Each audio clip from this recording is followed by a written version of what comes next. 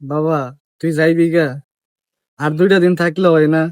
মাত্রই তো আইনি। যাইতে তো হইবে বাবা, শহরে তো অনেক কাজ। বাবা, তুই তো ঢাকা শহরে ভালো স্যালারি কাজ করস। তো বাবা, ঘরটার যদি একটু কাজ করাই দিতি তাহলে ভালো হইতো। দেখ না ঘরটার কি অবস্থা হয়েছে। দেখো আব্বা, তুমি তো এই ঘরে একাই থাকো, আর আমার বউ বাচ্চা তারা তো শহরে থাকে, তারা তো কখনো এই বাড়িতে আসবে না। তাহলে কি লাভ এই নোংরা ঘরটারে নতুন করার?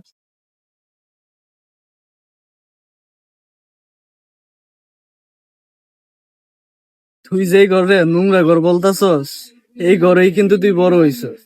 আর এখন তুই শহরে গিয়া পুরোই পাল্টা গেছস। দেখো আব্বা, তোমার এইসবের কারণেই না আমার গ্রামে আসতে ইচ্ছা করে না। শুক্রিয়া আদায় করে যে আমি 5-6 মাস পরে হলেও একবার হলেও বাড়িতে আসি। তুমি কি চাও আমি কখনো এই বাড়িতে না আসি? না বাবা, তুই বাড়িতে আসা বন্ধ করিস না। এইটা তো তোরই বাড়ি। তুই তো 5-6 মাস পর হইলো আয়স। যা বাবা, সাবধানে যা। ঠিক আছে বাবা, তাহলে আমি আসি।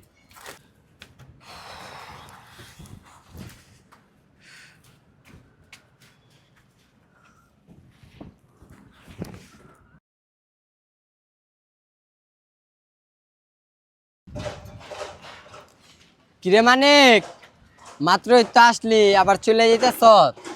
এই জায়গায় থাকে কি করবো? ঢাকায় তো আমার অনেক কাজ, নিজের কাজ কাম করা লাগবে না? দেখ ভাই, ওই অনেক ঢাকা শহরে অনেক বড় একটা চাকরি করে। আমার চাচায় ওর লিগে অনেক কষ্ট করছে। যাক, আমার চাচায় সফল হয়েছে। উনি আমার জন্য কি এমন পরিশ্রম করছে? এটা তো সকল বাপ মায়েরই দায়িত্ব। আর সে আমার জন্য স্পেশাল কিছু তোর করে নাই। আমার কথায় তোর খারাপ লাগছে, কিন্তু আমি আমার বাবার কাছে শুনছি তোর আম্মু তোরা অনেক ছোট রাইখে মারা গেছে। তারপরে তোর বাবাই তোর অনেক কষ্ট করে পড়ালেখা করাইছে, এখন তুই ঢাকা শহরে অনেক বড় একটা চাকরি করস। আর গ্রামবাসী তোর বাপের অনেকেই কইছে যে আর একটা বিয়া করে নিতে। তোর বাবাই সবাই একটা কথাই বলছে যে আমি আমার এই ছেলের রাইখা আর কোনো বিয়ে করবো না, বাঁচতে হইলে আমার এই ছেলের সাথেই বাঁচবো। এটা তো তোর বাপে তোর লইগা স্পেশালি কিছু করছে। কিরে, ওই আবার রিটার্ন যেতেছে, ওরে কি আমি ভুল কিছু কইলাম নি? আমি ড্রাইভারকে বলে দিছি তুমি বাচ্চারে নিয়ে চলে আসো, আসতে বেশি সময় লাগবে না, এই 2-2.5 ঘন্টা লাগবে। কিরে বাবা, তুই শহরে যাইবি না? তুই যে চলে আইলি। বাবা, তোমার পুতের বউ নাতিন এই জায়গায় আসতেছে।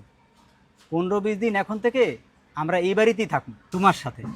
আর কিসের ছুটি, চাকরিটাই তো আমার। তাইলে ডাকো মিস্ত্রি, ঘরটা ঠিক করি।